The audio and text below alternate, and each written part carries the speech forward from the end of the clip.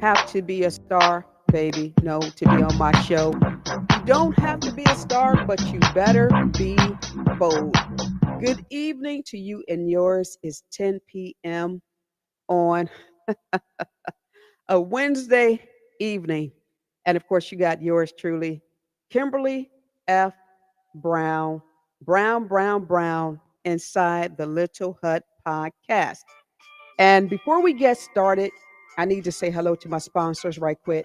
If you're looking for commercial property, single home, new development, then of course you know the routine. Call Aletha Johnson of Dream Team Realty. Her number is 216 375 3681.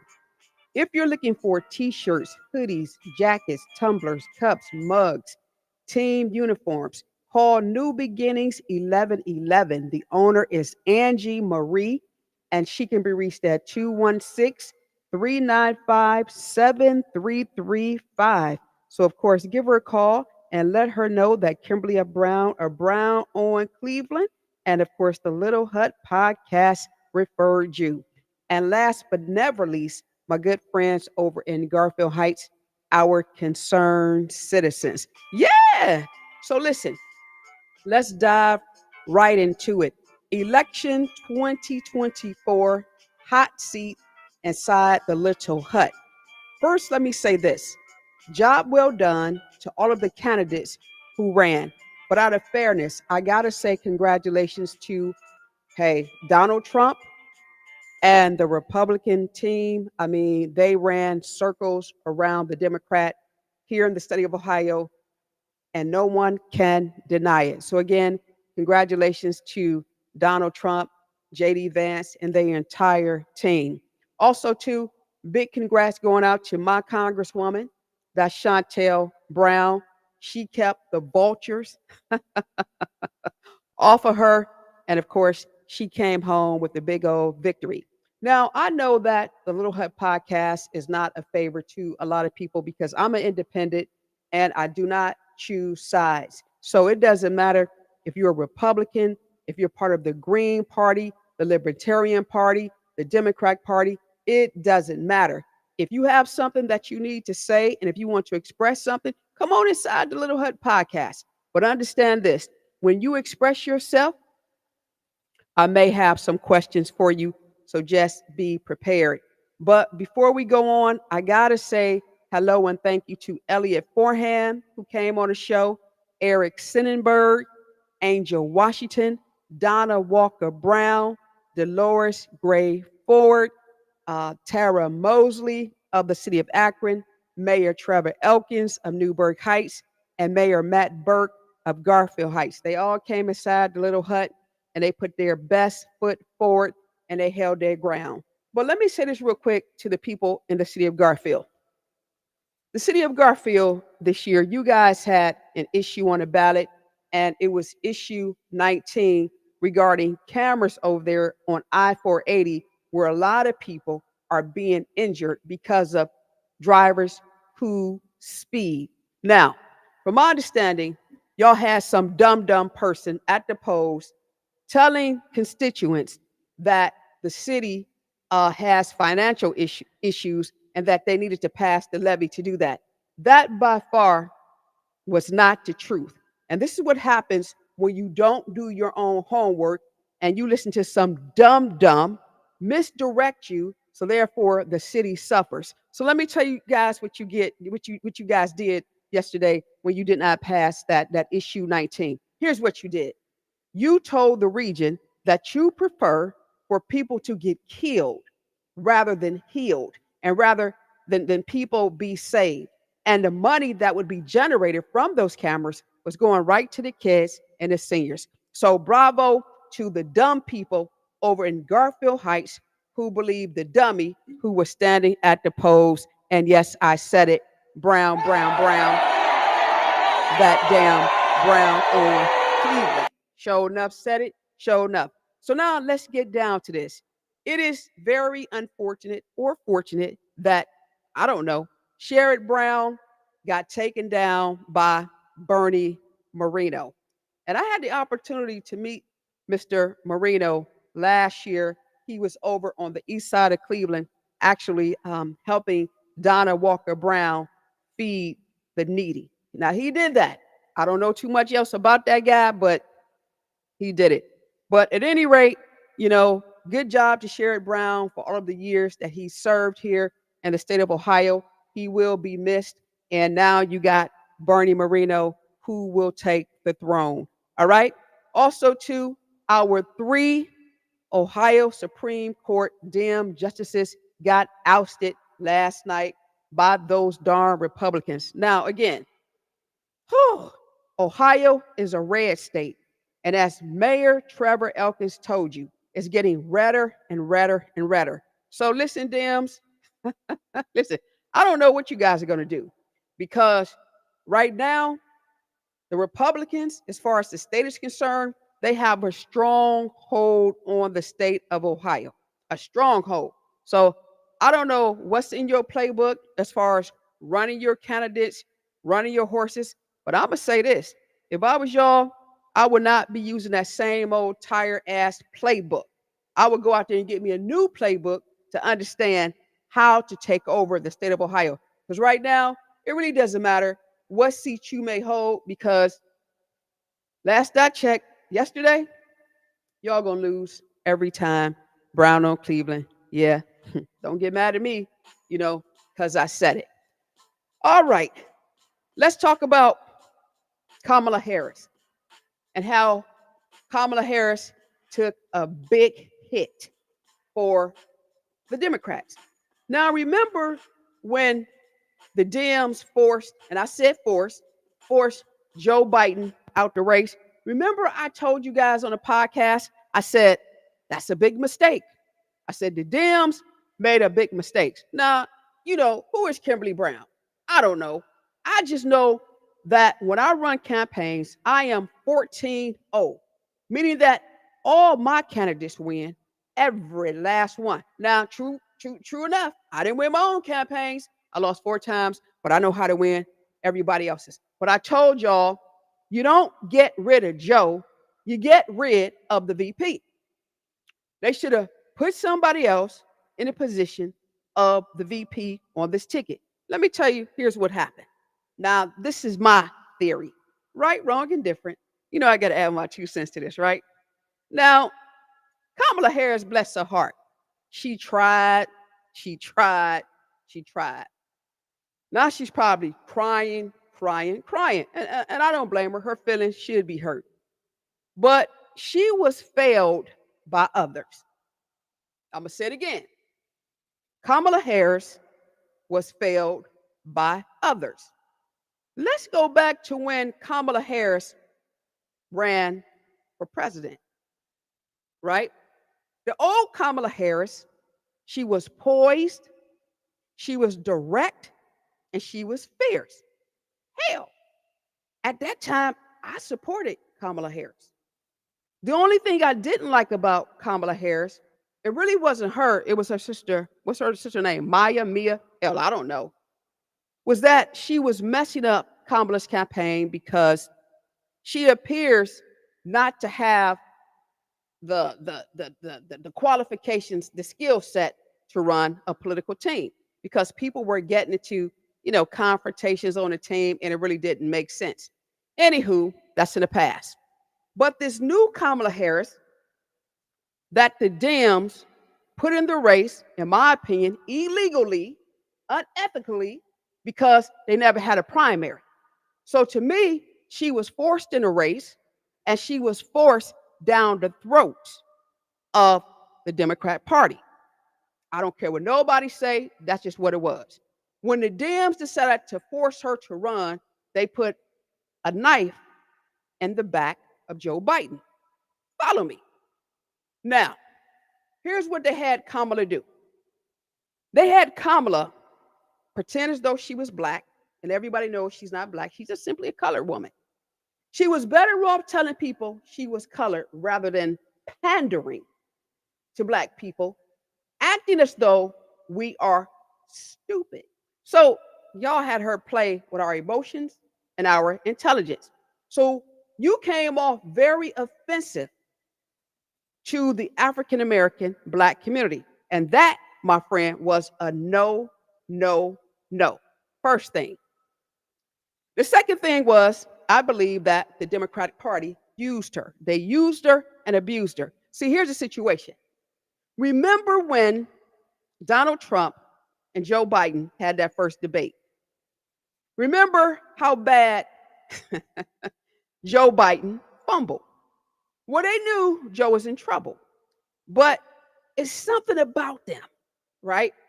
They didn't want Donald Trump to beat Joe Biden. In other words, they didn't want Donald Trump to put his foot up in Joe's ASS. They wanted to preserve Joe's legacy because they knew Donald was going to beat him. They knew it. So they figured this: who can we get to carry the dirty water of Mr. Joe Biden? I'm going to say it again. Who can we get to carry the dirty water of Joe Biden? We all knew that Kamala was very ambitious. We knew that she wanted to be president someday, but it wasn't her time. So they tapped Kamala. Kamala got too excited, and she didn't think about the possibility or the probability that she could lose. And the reason why she didn't was because she put all of her trust in man rather than putting her trust in God. You see, I don't believe she prayed about the situation. You see, because I believe God would have told her, listen, sweetheart, it's just simply not your time. Let them boys be the boys.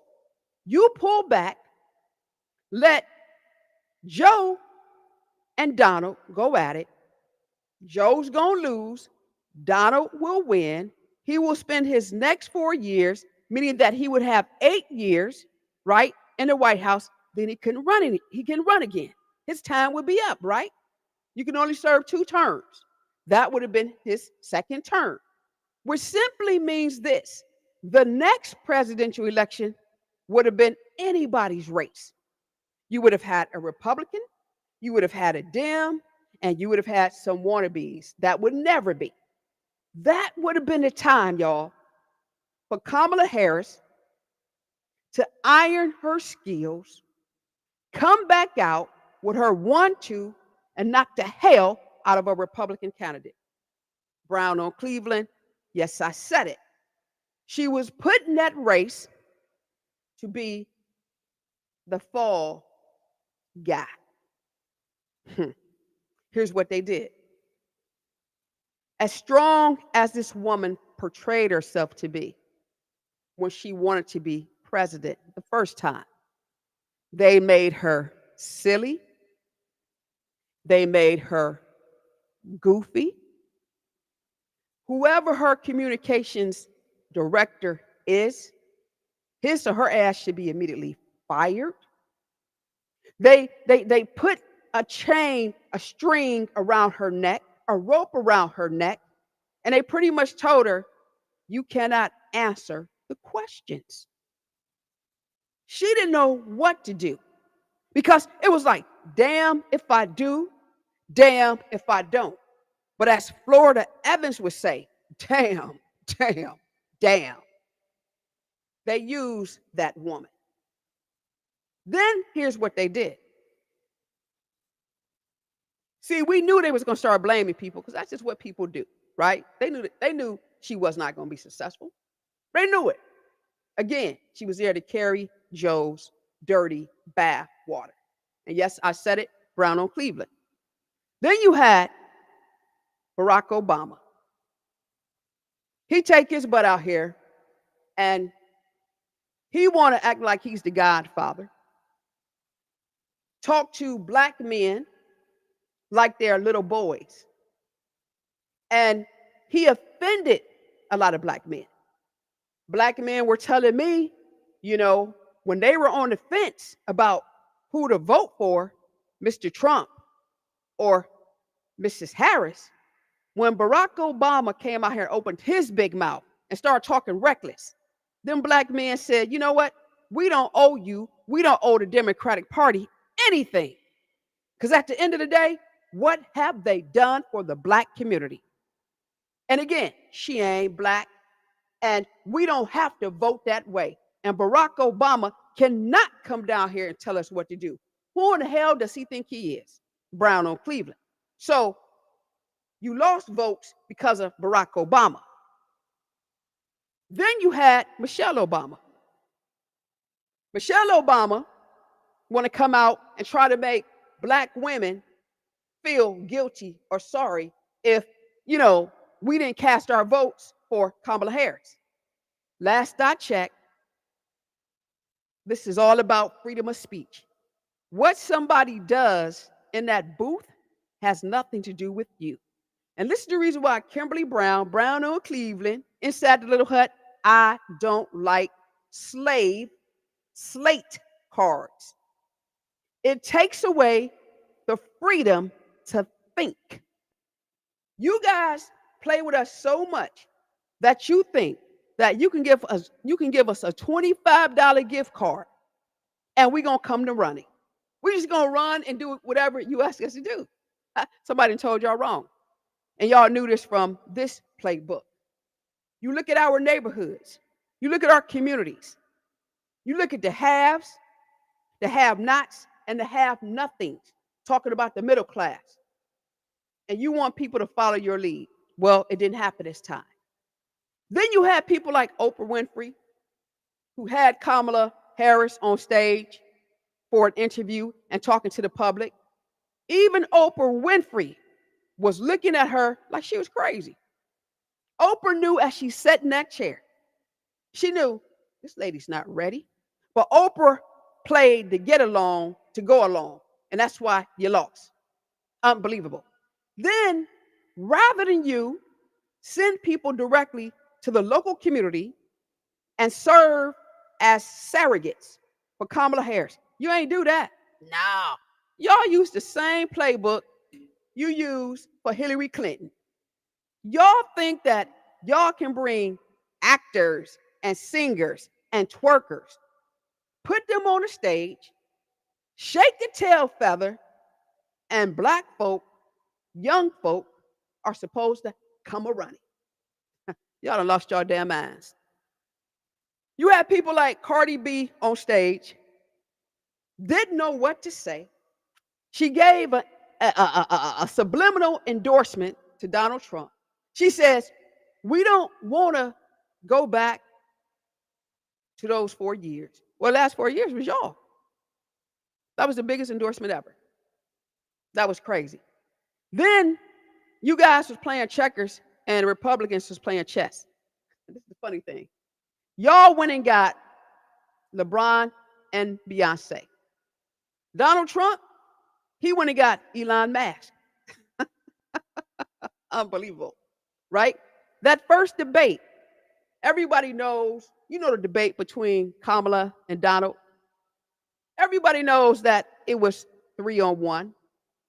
It was very clear that those reporters gave Kamala light questions and they were hammering Donald Trump.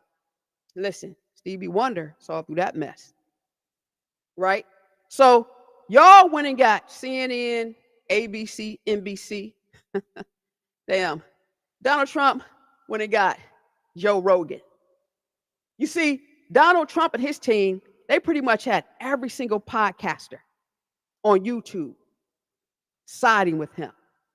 They played a game that the Dems were not ready for. Y'all were still singing the same old song that people go to sleep on in church, and hell, the Republicans was up there having a stumping hallelujah good time. I'm just going to say this again. The Republicans played chess and the Dems made a big ass mess. I don't like the fact how you used Kamala Harris. I don't like the fact that All of the people who were in her ear, nobody told her if they were really concerned about her. Kamala, don't do it, sweetie. Don't do it. Now you got a woman who is broken. Everybody in the world, a lot of people are laughing at her failure.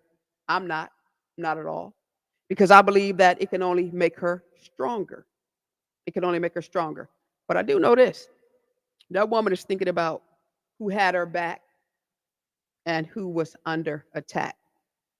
And it's very sad that sometimes the same people who you think are supposed to support you, they are the ones who are dogging you. What happened to Kamala Harris? Yeah, partly the brain. She got to blame herself because she's a grown ass woman. But again, groups have a tendency to use people to no return. My heart goes out to her. All I can say is this: dry your eyes, dry your tears, and hopefully you can reinvent your career. At any rate, you guys, listen, election 2024 is over. We know last night she did not speak over at Howard University. She was broken. She was broken. Tonight, I don't know if she spoke or not. But at the end of the day, Miss Harris, there's some people out here who really believe in you. But all that giggling, the word salad, the going on TV event holding a can of beer, listen, that wasn't you and it's not you. No. So do yourself a favor. Think about what you've been through. Because, girl, you just didn't take a beating by yourself. The Democratic Party, from the nationals down to the locals, took a beating as well. It is just very unfortunate that you were the sacrificial lamb. My name is Kimberly Brown. Doesn't mean I'm right, but a damn show does not mean I'm wrong. My take on election 2024, I'm looking for election 2025. But as I say, each and every podcast, listen, I know you don't like me, and I'm so okay with that because 10 times out of 10, I don't like you either. But I tell you this, call me if you need me. Don't talk about me because I got a platform. And you know, I will talk about you back. So listen, you guys have a great evening. I'm getting ready to go to bed. But I'm going to find me a scary movie, something that's going to scare my bun off. Listen, have a great one. You've been inside the Little Hut podcast with Brown. That damn Brown on.